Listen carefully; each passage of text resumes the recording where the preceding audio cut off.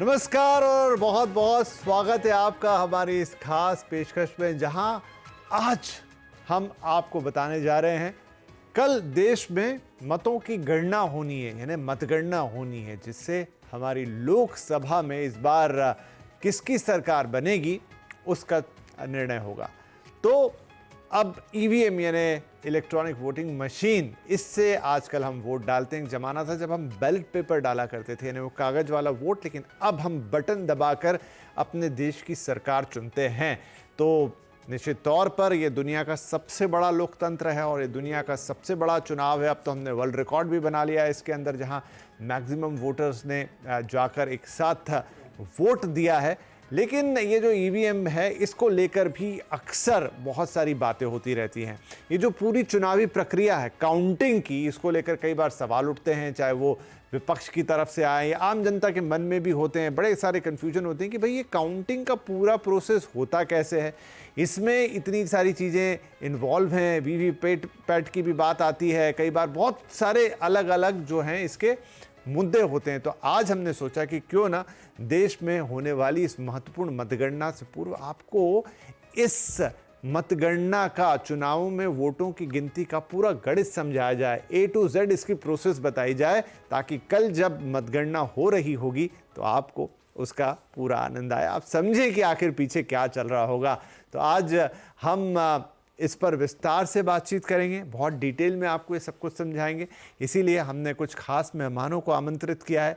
हमारे साथ कार्यक्रम में शामिल हो रहे हैं देश के पूर्व मुख्य चुनाव आयुक्त OP रावत साहब, और साथ ही हमारे सहयोगी लक्ष्मण रॉय। आप दोनों का ही बहुत बहुत स्वागत है। तो मैं रॉय साहब के पास जाऊं उससे पहले लक्ष्मण जी आपके पास आता हूं। देखिए, कल अब देश में वोटों की गिनती होनी है।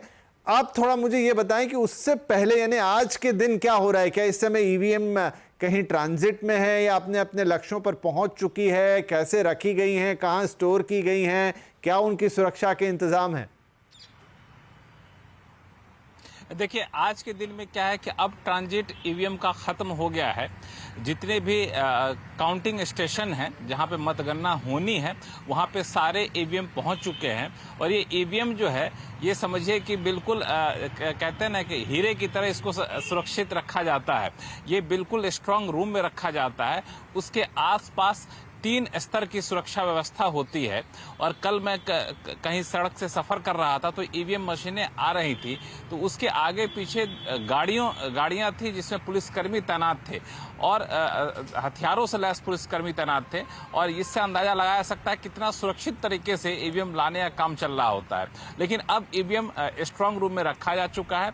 ईवीएम रख करके वहां पे सुरक्षा व्यवस्था तैनात कर दी गई है। आसपास किसी को नहीं जाने दिया जाता है। हालांकि यह है कि कई जगह जो पोलिंग एजेंट होते हैं या फिर प्रत्याशी होते हैं या प्रत्याशी के लोग होते हैं, वो आसपास जाकर देखने जाते हैं कहीं कुछ गड़बड़ तो नहीं हो रही है। लेकिन गड़बड़ की गुंजाइश बिल्कुल भी नहीं रहती है और स्ट्रांग रूम में ईवीएम रखा जाता है। उसके अलावा जहां पे मतगणना होगा, उस मतगणना के जगह को आसपास आज के दिन में उसको सजाया धजाया जा रहा है। सजाने धजाने से मतलब ये कि वहां पे टेंट लगाया जाएगा, पानी की व्यवस्था की जाएगी, टेबल लगाए जा रहे हैं। वहां पे कहाँ पे पोलिंग एजेंट बैठेंगे, कहाँ पे ऑब्जर्वर बैठेंगे, कहाँ पे सुरक्षा कर्मी तैनात रहेंगे, कितनी टेबल लगी रहेंगी, टेबल कैसा रहेगा, किस शेप में रहेगा, ये सारी तैयारियां आज की जा रही हैं। इसके अलावा जो ऑनलाइन की तैयारी है वो भी उसका कह सकते हैं कि रिहर्सल किया जा रहा है कि जब नंबर आएंगे तो नंबर कैसे अपलोड होंगे, किस वेबसाइट पर अपलोड होंगे, उसकी कैपेसिटी कितनी है, कम से कम समय में कैसे रियल टाइम में नंबर बताया जा सके। ये सारी चीज़ें अभी तक इस प्रक्रिया को अंतिम रूप दिया जा रहा है। और जैसा कि इलेक्शन मुख्य चुनाव आयुक्त ने प्रेस कॉन्फ्रेंस करके ही बताया, ये अपने आप में ऐतिहासिक चुनाव रहा है। इतनी ज़्यादा संख्या में वोटर शायद कभी नहीं आए थे। ये कह सकते हैं कि दुनिया का अब तक का वर्ल्ड रिकॉर्ड बनाता हुआ है। महिलाएं काफ़ी इसमें भागीदार ली हैं। तो सबकी निगाहें टिकी हैं कि आखिर जो वोट मैंने दिया है उसका क्या होने वाला है। तो वो हम लोग आगे शो में चर्चा करेंगे, जैसा कि आपने बताया। बिल्कुल। तो चलिए, जो मशीनें हैं, ईवीएम्स हैं, वो अपने गंतव्य तक, जहां तक उन्हें जाना है, जो स्ट्रांग रूम है जो लक्ष्मण जी बता रहे हैं, वहां पहुंच चुकी हैं। और कल सुबह पता चलेगा कि भाई किस बटन को कितनी बार दबाया गया और किसके पक्ष में सब कुछ जा रहा है। तो रावत साहब, कल जब सुबह मतों की गणना शुरू होगी, आप हमें बताएं कि वो प्रोसेस कैसे शुरू होती है, किस तरीके से आगे बढ़ती है? देखिए, इस प्रोसेस की तैयारी बहुत पहले से शुरू हो जाती है। इलेक्शन कमीशन जो है काउंटिंग स्टाफ के लिए, काउंटिंग सुपरवाइजर्स, काउंटिंग असिस्टेंट, इन सब की ट्रेनिंग कम से कम 2 बार पोलिंग के दौरान ही कर देता है। Okay. और उन्हें पूरी तरह से सक्षम बना देता है कि वो बड़ी वस्तुनिष्ठ तरीके से काउंटिंग का काम पूरा करें। एक और मैं सफाई यहाँ पर देना चाहूंगा, क्योंकि जो मिस्टर लक्ष्मण ने कहा है कि स्ट्रांग रूम के आसपास कोई नहीं रहता है और ये उम्मीदवार या ये उसके प्रतिनिधि कभी कभी चक्कर लगा सकते हैं, ऐसा नहीं है। वहां पर उनकी व्यवस्था होती है कि आप वहां स्थायी रूप से रहिए, रात में सोइए, आपके सामने सीसीटीवी पर पूरा स्ट्रांग रूम का ताला, सील, सब कुछ दिखता रहेगा। आप उस पर पूरी पैनी नजर रख सकते हैं 24/7। जिस दिन से स्ट्रांग रूम में ईवीएम आई है तब से लेके काउंटिंग तक। और काउंटिंग के लिए स्ट्रांग रूम से काउंटिंग हॉल तक जाने के रास्ते पर भी सीसीटीवी कैमरे लगाए जाते हैं कि ईवीएम को कभी भी पब्लिक की नजर से ओझल नहीं होने देंगे। स्ट्रांग रूम से उठा के जब वो काउंटिंग हॉल में टेबल तक आ रही है, पूरा सीसीटीवी से रिकॉर्ड होता है, उसकी सारी व्यवस्था होती है। जब काउंटिंग शुरू होगी 8 बजे, तो सबसे पहले पोस्टल बैलेट की काउंटिंग की जानी है। आधे घंटे तक पोस्टल बैलेट की काउंटिंग जहां कम होते हैं वहां लगभग पूरी हो जाती है। इसीलिए ये व्यवस्था की गई है कि आधे घंटे बाद ही ईवीएम के राउंड शुरू होंगे। और काउंटिंग हॉल में ज्यादातर 14 टेबल लगाए जाते हैं, जिससे हर विधानसभा क्षेत्र के 14 टेबल होंगे और उन पर ईवीएम की जो कंट्रोल यूनिट है वो लाई जाएगी। उसके साथ जो फॉर्म 17C है, जिसमें मत पत्रों का पूरा विवरण होता है, कितने वोट पड़े हैं, वो सब रहता है, तो उसको भी दिया जाएगा और उसका पार्ट 2 प्रिंट करके खाली दिया जाएगा, जिसमें कि काउंटिंग के बाद का परिणाम टेबल पर लिखा जाएगा। तो इस तरह से व्यवस्था होती है और हर टेबल पर कैंडिडेट और उसके इलेक्शन एजेंट अपना प्रतिनिधि या counting representative, counting agent appoint कर सकते हैं और वो भी वहां उपस्थित रहेगा, जहां पोस्टल बैलेट की गिनती हो रही है, चाहे वहां ईवीएम की गिनती हो रही है। ठीक है रावत साहब, तो अब जो ईवीएम अपने आप में एक मशीन है, तो क्या उस दो चीजें हैं, एक तो ईवीएम हो गई, उसके अंदर जो भी जितने बार वो बटन दबे, जिस जिस पार्टी के बटन दबे, वो पूरा डेटा रिकॉर्ड होता है। और आजकल तो वो साथ में एक वीवीपैट वाला मामला भी है, जहां वो पर्ची कट के गिरती है और एक पोस्टल बैलेट जैसा काम करती है। तो क्या कोई सिंगल एक बटन होता है जिसको दबाते हैं और ईवीएम एक बार में वो पूरा आंकड़ा दे देती है कि किसको कितने वोट है? मतलब जब वो ईवीएम मतगणना अधिकारी के पास पहुंचेगी तो प्रोसेस क्या होगी? सबसे पहले तो उसमें सारी जो सील लगी हुई हैं ऊपर, वो काउंटिंग एजेंट्स को दिखाई जाएंगी कि भाई देखो, सारी सील चाक चौबंद लगी हुई हैं, कहीं कोई उसमें डैमेज या कुछ इस तरह की चीज नहीं दिख रही है, कोई भी मिसहैंडलिंग उसकी नहीं हुई है। उन्हें जब पूरा विश्वास हो जाता है कि हाँ बहुत अच्छी तरह से ईवीएम रखी है, उसमें कहीं किसी तरह की कोई दिक्कत नहीं है, तब वो सील खोलकर उसमें से कंट्रोल यूनिट निकाली जाती है, उसका क्यूआर कोड, उसका वो सब मिलान किया जाता है कि वही ईवीएम है जो पोलिंग स्टेशन पर रही थी, और फॉर्म 17C से उनको मिलान करा दिया जाता है कि वही ईवीएम है और उसी का मतपत्र लेखा इसमें है।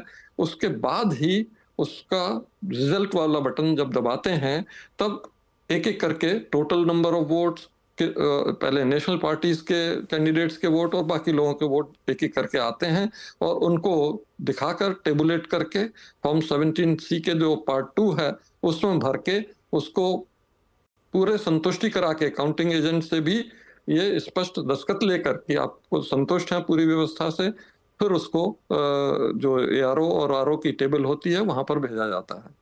तो रावत साहब, क्या ईवीएम ने जो नंबर थ्रो किया, आपने जैसे बताया कि वहां पर एक बटन दबाते हो फिर वो एक टोटल नंबर दे देती है अलग अलग पार्टीज के हिसाब से या कैंडिडेट्स के हिसाब से, और एक जो वीवीपैट डला है, मतलब वो जो पेपर निकला है या छपा है, क्या उनका भी मिलान किया जाता है या वो कोई जरूरी चीज नहीं है?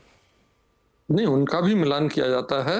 इसमें शुरुआत में इलेक्शन कमीशन ने ये व्यवस्था रखी थी कि हर विधानसभा क्षेत्र में एक रैंडमली सिलेक्टेड पोलिंग स्टेशन की वीवीपैट की स्लिप्स जो हैं उनका मिलान किया जाएगा।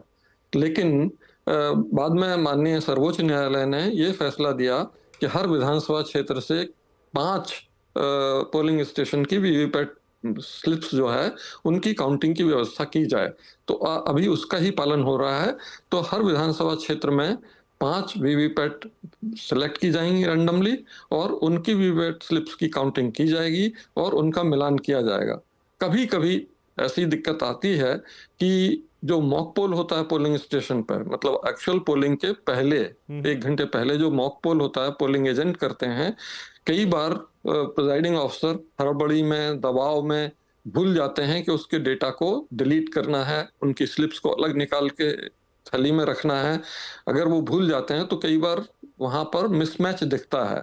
तो उसके लिए भी व्यवस्था है कि प्रिजाइडिंग ऑफिसर की डायरी, फॉर्म 17C और इन सब से पता लग जाता है कि कितने वोट किस किस कैंडिडेट को पोलिंग एजेंट ने दिए थे, और उनकी वीवीपैट स्लिप अलग नहीं हुई है तो उनको अलग करके पूरा सही फिगर उसमें से निकाल लिया जाता है। तो इस तरह से काफी अच्छी व्यवस्था इसमें कायम है। ठीक है रावत साहब, मैं आपके पास आता हूं, लेकिन एक बार अब मैं लक्ष्मण जी के पास जाता हूं। लक्ष्मण, एक सवाल जो बड़ा मन में आता वो ये है कि जब चुनाव होते हैं तब ये मशीनें आती हैं, लेकिन जब चुनाव नहीं होते तब ये मशीनें कहाँ होती हैं, किसके पास होती हैं, कौन इनका कस्टोडियन होता है? डेफिनेटली चुनाव आयोग, लेकिन रखी कहाँ जाती हैं? और एक और सवाल ये भी कि ये इन मशीनों का निर्माण कौन करता है, ये कहाँ बनती हैं?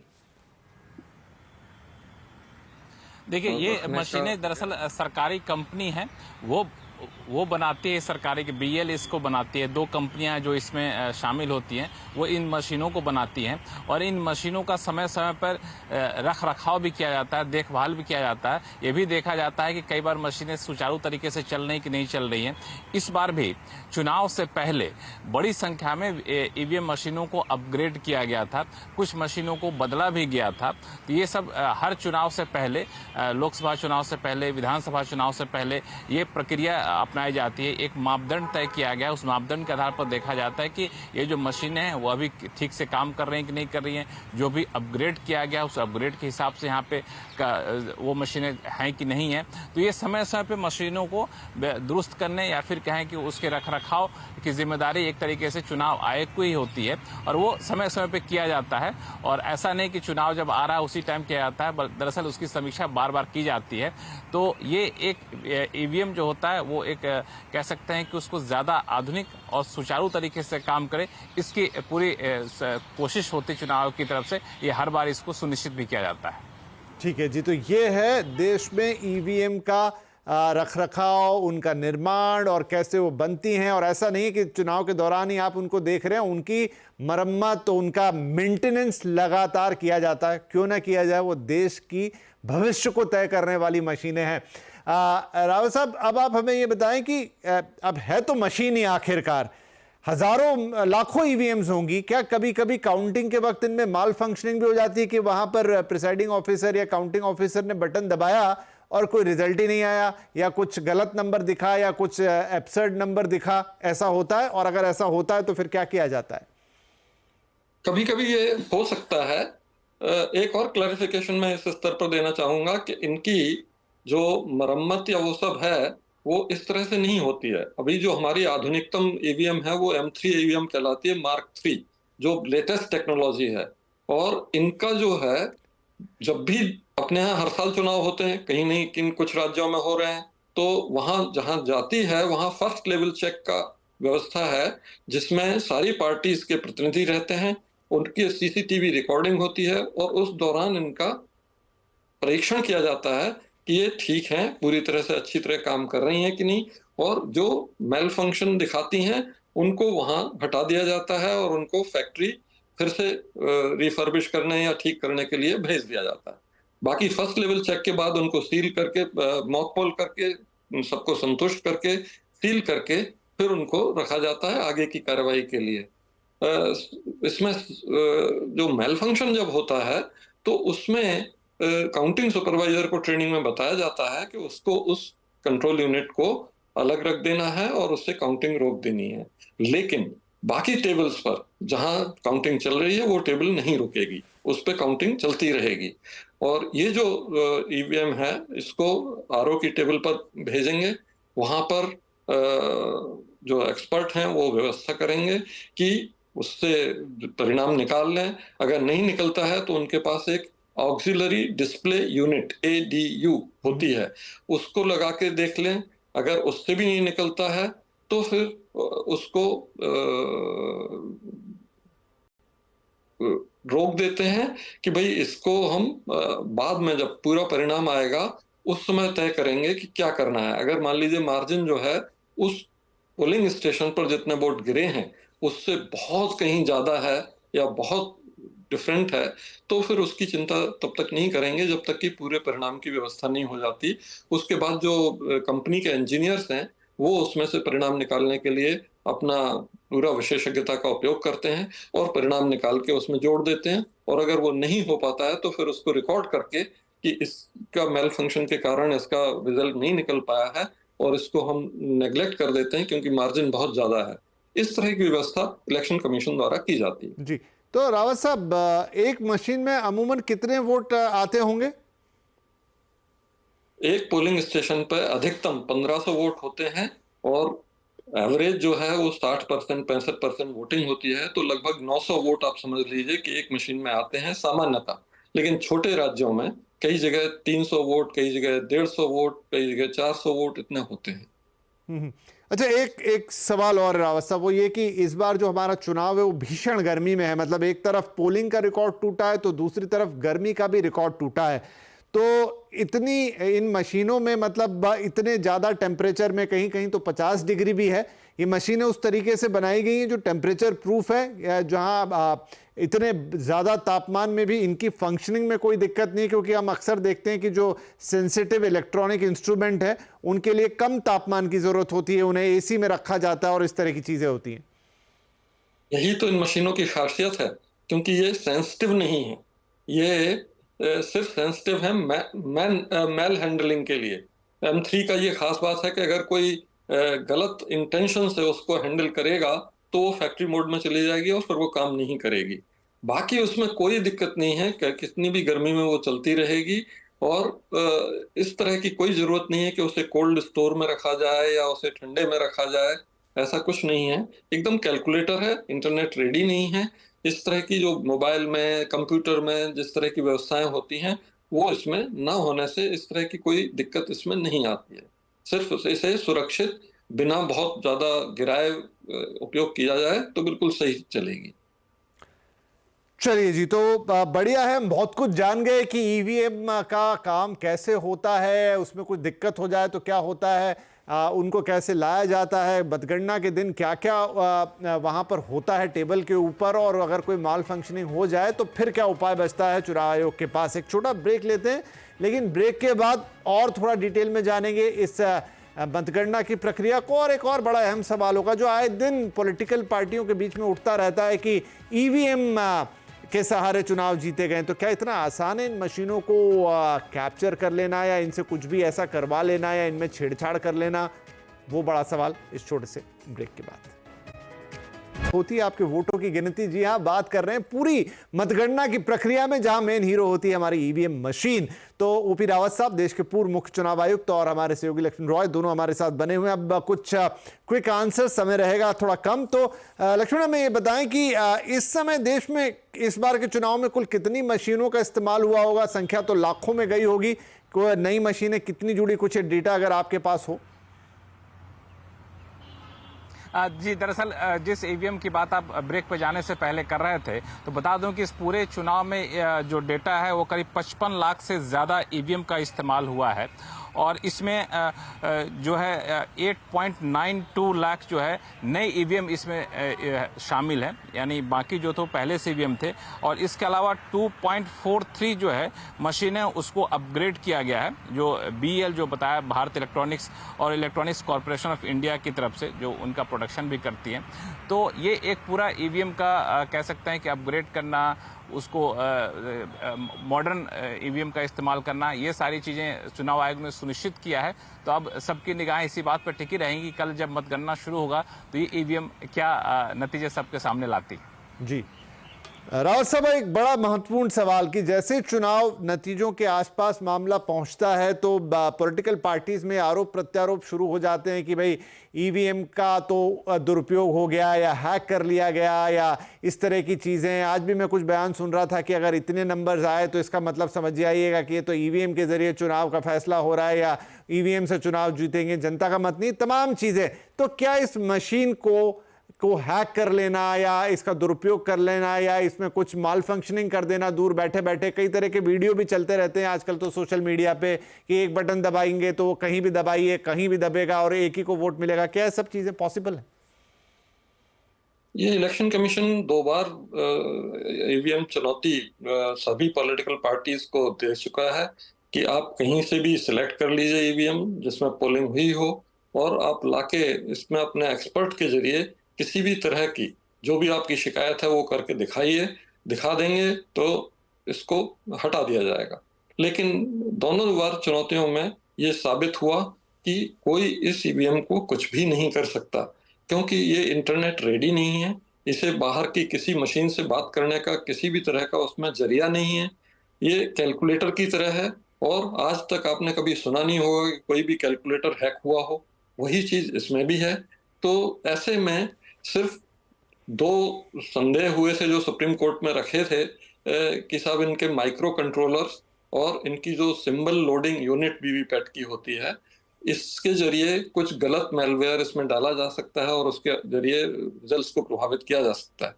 तो वो सुप्रीम कोर्ट ने अपने फैसले में व्यवस्था दे दी है कि SLU सिंबल लोडिंग यूनिट को सुरक्षित रखा जाएगा ताकि अगर कभी उसमें इस तरह की गड़बड़ी की आशंका या कोई शिकायत आती है तो उसकी फॉरेंसिक जांच कराई जा सके। इसी तरह से माइक्रो कंट्रोलर्स के लिए भी अगर कोई कैंडिडेट शिकायत करता है कि उनसे कुछ मैनिपुलेशन हुआ है तो वो उनकी भी जांच कराई जा सकती है और उसमें सुप्रीम कोर्ट ने ये शर्त रखी है कि अगर वो सही पाई जाती है तब तो कोई दिक्कत नहीं, लेकिन अगर सही नहीं पाई जाती है तो उसका पूरा खर्चा जो है शिकायतकर्ता कैंडिडेट को देना होगा। तो मुझे लगता है कि इन सब व्यवस्थाओं के साथ हमारी ईवीएम जो है वो सबसे सुरक्षित वोटिंग टेक्नोलॉजी है और हमें इस पर गर्व होना चाहिए। बिल्कुल, हमें इस पर गर्व होना चाहिए। तो एट लास्ट लक्ष्मण रॉय, हमें ये बताएं कि कल का टाइम टेबल क्या रहने वाला और कब तक हम रुझानों को एक्सपेक्ट करेंगे? देखिए, कल तो तड़के सुबह से हलचल शुरू हो जाएगी जहां पे काउंटिंग स्टेशन है और 8 बजे से पहले सारे ईवीएम को काउंटिंग स्टेशन तक पहुंचा दिया जाएगा और 8 से 8:30 तक जो होता है वो पोस्टल बैलेट का समय निर्धारित किया जाता है। 8 से 8:30 पोस्टल बैलेट की गिनती होती है और 8:30 बजे ईवीएम से गिनती होनी शुरू होती है। अगर पोस्टल बैलेट ज़्यादा होता है तो साथ में 60 बजे के बाद उसकी भी गिनती जारी रहती है और हर इस पे 14 टेबल होते हैं और एक राउंड में यानी 14 टेबल में एक ईवीएम रख दिया गया और इसमें एक राउंड कंप्लीट होता है तो उसके नतीजे सामने आते हैं। एक राउंड का मतलब ये हुआ कि 14 जो मशीनें हैं उसकी काउंटिंग हो गई हो। ऐसा ना हो कि 14 में से किसी 2 ने पहले काउंटिंग कर ली, उसको दूसरा ईवीएम दे दिया गया, ऐसा नहीं होगा। दरअसल वो 14 जब कंप्लीट कर लेंगे फिर सबके आंकड़े जुटाए जाएंगे, वहाँ पे सिग्नेचर होगा, फिर आगे बढ़ेगी प्रक्रिया, फिर दूसरी बार 14 मशीनें दी जाएंगी। तो ऐसे हर राउंड जो कहते हैं हम लोग ना, एक राउंड में इतना हुआ, दूसरे राउंड में इसने बढ़त पा ली, तीसरे राउंड में इसने बढ़त पा ली, तो ये 14 मशीनों का कह सकते हैं एक किस्त होता है, राउंड होता है, इस हिसाब से होता है। और अमूमन ट्रेंड जो है 12 बजे तक मोटा मोटी ट्रेंड आना शुरू हो जाता है। आधिकारिक ऐलान होते होते थोड़ा सा वक्त लगता है क्योंकि इसकी प्रक्रिया लंबी होती है, तो मोटा मोटी 12 बजे तक आपको रुझान, ठोस रुझान मिलने शुरू हो जाएंगे। अगर आप बिल्कुल सटीक आंकड़े चाहते हैं तो इलेक्शन कमीशन ऑफ इंडिया की वेबसाइट पे इसके सटीक आंकड़े आते रहते हैं। जी चलिए, तो बड़ा एक्साइटिंग है यह तो सुन के। जब हम पूरा मैकेनिज्म अब अच्छी तरह और समझ गए हैं तो बड़ा उत्सुकता हो रही कि कल जब ये गिनती हो रही होगी तो हम समझ रहे होंगे कि पीछे से क्या हो रहा है। बहुत शुक्रिया रावत साहब आपका और लक्ष्मण आपका भी, और CNBC आवाज पर भी कल दिन भर आप सुबह से ही वो कवरेज देखेंगे जहां पर मतों की गणना भी आपके साथ होगी, बाजार में क्या हो रहा है वो भी हम आपको बताएंगे, और इलेक्शन यानी लोकतंत्र के इस महापर्व का असीम आनंद हम सब मिलकर उठाएंगे। फिलहाल के लिए आप सभी का बहुत बहुत धन्यवाद। नमस्कार।